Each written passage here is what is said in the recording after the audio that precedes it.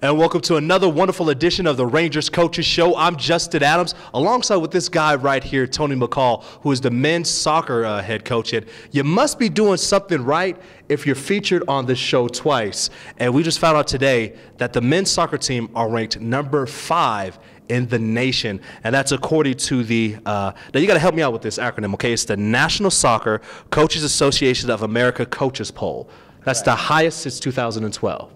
Correct. And on that year, your team went all the way from number 5 to number 1, and you stayed at that spot for 4 weeks straight. So I got to ask you, number 1, what is this team doing that has got them to this high ranking? You know, I think that the group that we have is just a tremendous group of individuals. And we're not conceding too many goals. I mean, I think people say defense wins championships, and for us right now, we're in a position where we haven't conceded very much, and we're chipping away at it. Yeah, speaking of conceding, out of your 9 games that you've played, you've only conceded 2 goals. 2 goals in That's total. it. Yes, correct. Unbelievable. That's now. Just take a look at the stats overall. That's a .2 goals against average. I think that's pretty good. It would be nice if it was 0 goals, but obviously we'll take 2 goals, Yeah. and in the sport of soccer, I mean that's pretty unheard of. But again, I mean we've got a very good group of players. We're talented. We've got a good depth. So we're able to make sure that we keep our intensity going, and we think we're pretty organized and pretty talented. Well, one of the kids that are doing very well for you is your goalkeeper, Chase Wiebert. And just, again, one of the guys who's leading the country with a .268 goals against average, a .917 saves percentage. And I think the best thing about him is that not only is of his 3 shutouts that he had this season, but he's not seen a lot of shots as well. He has only seen 56 shots on the season, and he's made 22 saves. And when you think about it, now shots don't exactly have to be on net. They can just be in the direction of the net. But making 22 shots, there's not a lot of, he doesn't have a lot of traffic in front of him during the games. That says a lot for the players that are playing in front of him. We've got a very good, solid defensive group who are pretty cohesive, and they're athletic and organized, and they take pride in the fact that we haven't given a lot of goals away. And I wouldn't say that in the past we've been known for being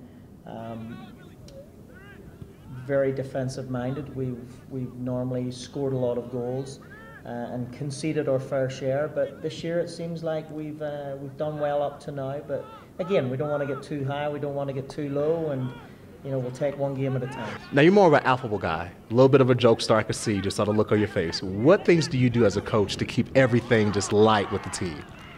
You don't know me very well. I'm quite competitive, and people say that sometimes I'm quite intimidating. But I think that the more experienced you get as a coach, you know whenever something special is happening, and I think then it just comes to the stage where you keep it a little bit light.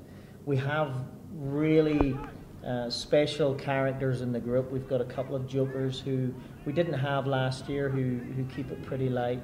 The guys like hanging out with each other. They spend a lot of time with each other, and it's just a good group, and things seem to be clicking right now. But again, you have to keep them on an even keel. It's one game at a time, and you never know whenever the wheels are going to fall off, and we try and stay humble. Yeah, definitely chemistry is another thing as well that really is keeping this a tight-knit group. Absolutely. I mean, I think quality of the student athletes and chemistry are 2 of the most important things. Once you have those ingredients, then you just have to let them get on with it, and try and I drive the bus.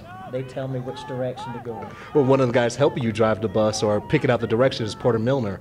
Doing a great job. We had a little chance to talk about him. A midfielder. He's also a freshman, somebody who you recruited last year. He's 4th in the country with 7 assists. I mean, just talk about his addition to the team and what he brings to this team overall.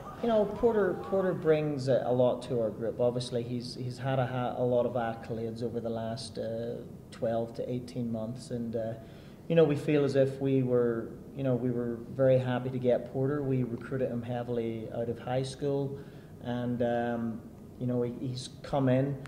We thought he might struggle a little bit breaking into that middle of the park rotation because we've got such good depth and maturity in there. But we knew that we would like to get him on the field somewhere, and you know, we put him in at right back, and he's flourished in that position. But he's a good player, and he's intelligent, has a high IQ, and does the job, and is very unassuming and just gets on with it. So we're very pleased for him. Definitely. Now you continue on this week with your upcoming games. You continue your 3-game homestand, and coming up next you have a game against University of Colorado Springs here on Friday. Then that game will start at 4 p.m. And then the next game is you go against your crosstown rival on Sunday against Metro State, who just fell out the top 25. So that means that's a very, very quality team that's coming into your field at the Regis match pitch. What do you have to do to go away 2-0 with those 2 games? You know, obviously we have to try and keep 2 clean sheets and hope that we can create enough opportunities where we can nick one at the other end. I mean, both games are going to be extremely difficult. They're both very good teams, very well coached. Metro are a mature group who I think are at the top of a cycle. You know, UCCS are coming in, they're going through a little bit of a transition, but have been very good over the last couple of years, and so both games will be a really good test for us this week, and we're looking forward to it. We want to play the best teams that we can play, and if we can get a couple of results, then we'll just keep on going. But again, the RMAC's a very, very tough conference to play in, and anybody can beat anyone else on a given day. Yeah, I mean, you have 8 games left overall on your schedule, because after this 3-game homestand, you have your last 3-game road trip, which is going to be very difficult. You have to go across the town of Denver to play at Metro State, being one of the games as well. What do you want to do to send a message to Metro on Sunday? You know, I think both teams know exactly what they're in for. You know, it's going to be a very competitive environment. There's a lot of respect between both groups of players, but on the day, you know, you definitely want to come out with the upper hand, and again, we'll compete and we'll do what we can to be successful, and then we'll, you know, dust ourselves off and get ready to go at it again. That's right. It's a little bit of an interesting scheduling scenario where we play UCCS Friday, Metro Sunday, then we turn around and play UCCS again the following Friday, and then Metro the following Sunday. So the next 4 games are critical to how we want to try and set up for the rest of the season. And again, you've got a group of programs at the top there that are maybe 1 or 2 points apart. So early days, and we're just trying to win each game as we go along. That's it. Now, look, if you keep winning, we're going to have to stop calling this the Rangers Coaches Show to the Tony McCall Show. You do realize that, right? Like, you know, it's people only love you whenever you're winning. And, you know, whenever you're winning, it's the players say that's up to them. Okay. And whenever we're losing, it's the coach's fault. Right. So, but again, I mean, this is my players' team, and you know, all we have done as a staff is try to bring in the best student athletes, which we feel we have a great group of guys. But it's their team, and you know, it's showing that the chemistry is good. You know, obviously we've got a very good talent pool, and again, it's all down to recruiting and you know, getting student athletes to come to a good institution like Regis. I mean, it's not that difficult to do. Well, Coach, keep up the good work. Doing a great job. Appreciate it, Justin. Thank you so much. Definitely, and that is head coach of the men's soccer team, Tony McCall, leading his Regis Rangers to an 8-0-1 record, and also a number 5 ranking in the, now you got to help me out with this acronym again, okay? It's the NSCAA. Did I do it right? You did. It's the NSCAA, okay. Which is the National Soccer Coaches Association of America. And I'll try to say that 3 times fast, and we'll see how good that goes. Backwards. Right.